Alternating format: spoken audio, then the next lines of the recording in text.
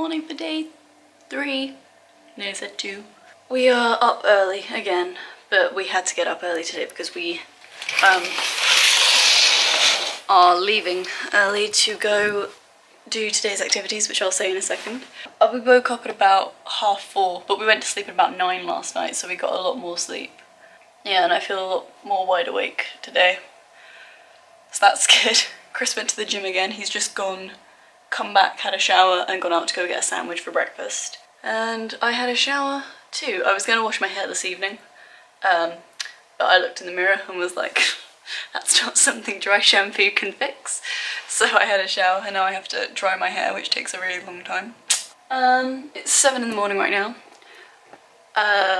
In about half an hour, 45 minutes, we are going down to the Seaplane pier. I think it's a pier.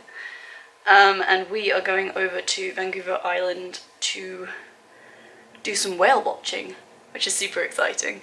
They did say that whale watching season is May through September.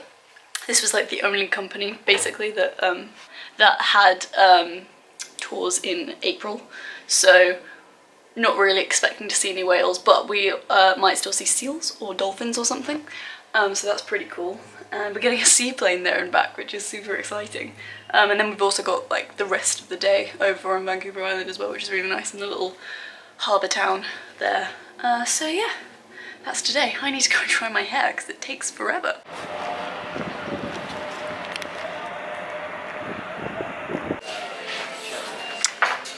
So, mine is set back. The guy who booked our seaplane flights only booked us the seats there and not the seats back, so they're desperately trying to find us on the flight back, because we have email confirmation that he said he would get us on the flight back. He just didn't book it, so that's kind of annoying. But they're being super nice about it. They're doing everything they can, so I'm not worried.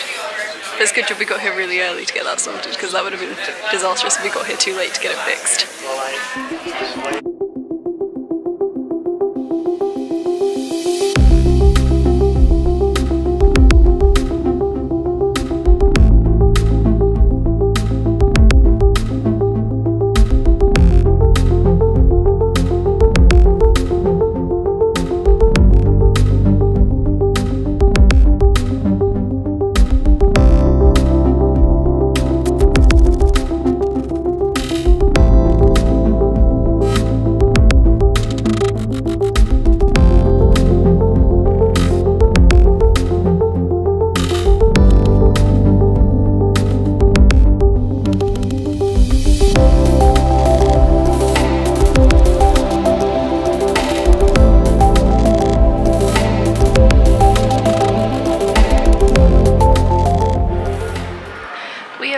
At Victoria on Vancouver Island, and we are literally sitting waiting to get on our whale watching boat, which is over there right next to the seaplanes, which is very convenient.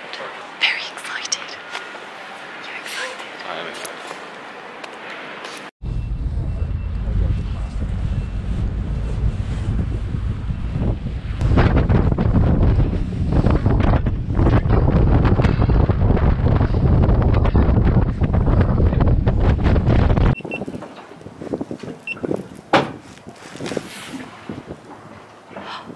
You guys are welcome to stand as well in the back.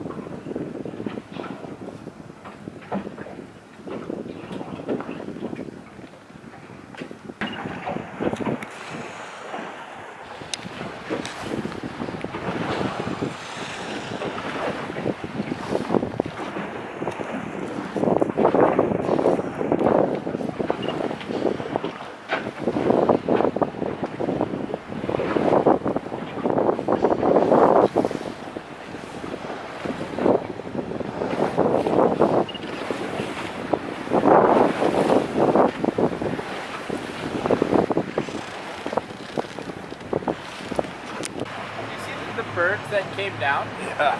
So what I think happened there is that sea lion was also down hunting.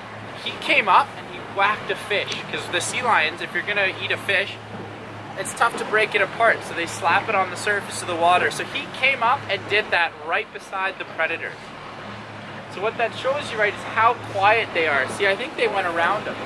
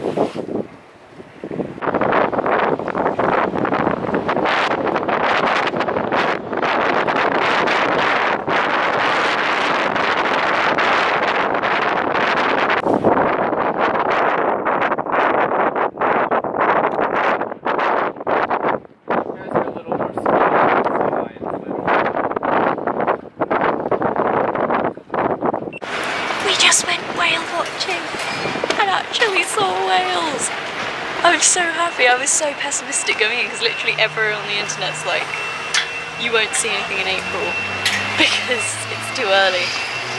But we did. We saw some whales. We saw 3 killer whales, 2 female, 1 male, and the guy was saying that the male is the biggest one in this region that we saw. So that was really cool. Apparently they think that his mother died over the winter because apparently he's always seen with his mum and she's not been with him for the past couple of visits, which is a shame. And he also thinks that they were hunting based off of the way they were moving, which is really cool. We did have a near encounter with a sea lion swimming very close to them. We thought we might have seen a bloodbath, but apparently sea lions are not on the top of killer whales menus. Apparently they're more interested in the seals and the porpoise? Porpoise, that's the word. So yeah, that was amazing that we got to see them. I really didn't think we were going to. And then we also obviously saw sea lions and seals. We also saw a bald eagle, but I didn't get any of that on camera. It was quite far away and in the distance, but there was a bald eagle flying around as well. So yeah, that was amazing. Definitely do that if you're coming to Canada. Go whale watching, because that was incredible. Go on the Zodiac boat as well, because there was the option to do it on like a ferry type boat, but it was a lot more fun on the Zodiac, I think. So now we've got about 3 hours or so before we have to get the seaplane back. If all goes well, they said hopefully they'll be able to get us back on the 5:30. They might have to just shuffle some people about. But for now we're just going to walk around Victoria, which is nice. We're looking at this building over here, which is apparently the Parliament building for British Columbia. So yeah, that's what we're doing now. I forgot my micromuff, my little fluffy thing to go over the microphone, so the wind is going to be super loud. So I might not vlog as much here because of the wind. I'm afraid I forgot to put it on. But yeah, that's the update.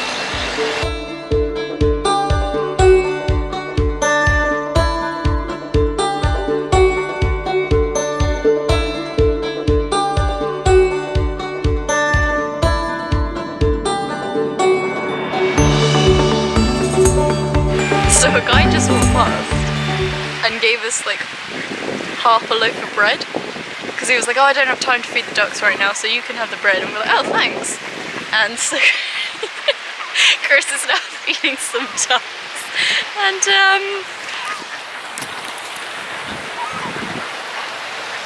he's being swarmed a little bit. I'm leaving him to it. I'm scared of the goose. That was nice. I don't think I've fed ducks since I was like 10. There was one goose that scared me. I'm scared of geese. that was pleasant. Very nice. Thanks to the stranger who gave us half a loaf of bread. They cancelled our flight. So we have to go to the ferry, which is a 40-minute cab ride away. And then the ferry itself is like an hour or two. Jet lag's already setting in.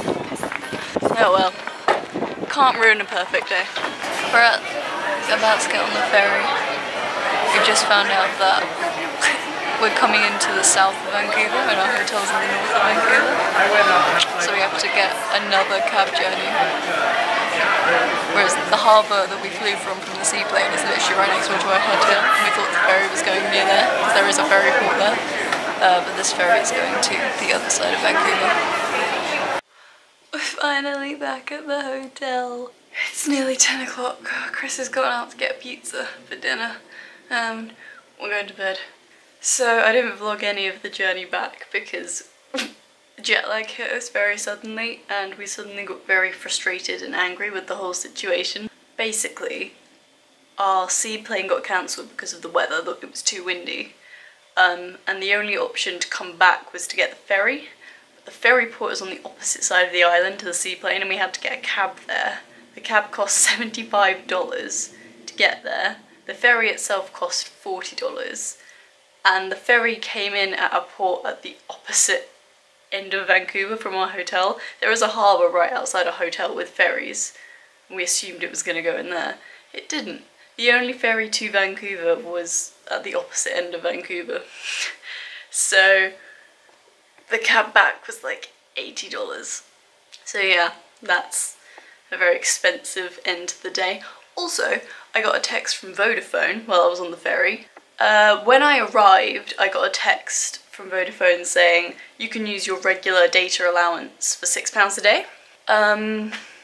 Which I expected to get that text. I knew that text was coming and I was like, awesome. 4G is useful when you're out and about and you have no Wi-Fi to like check emails and stuff, and also like it's more secure than a lot of public Wi-Fi's if I want to go on my online banking and stuff like that. So I've been using it for the past 3 days, so I've spent £18 so far. On the ferry I got a text saying you've reached your £39 limit on your data allowance abroad. So not only has it charged me £40 as opposed to 18, it's I can't really use my 4G anymore. The only way to fix it is to contact Vodafone customer service, and their customer service is really bad. I was trying to message them on the way back on the ferry, but they have like a weird beta messenger service at the moment and it's terrible. We can't call them because that costs money.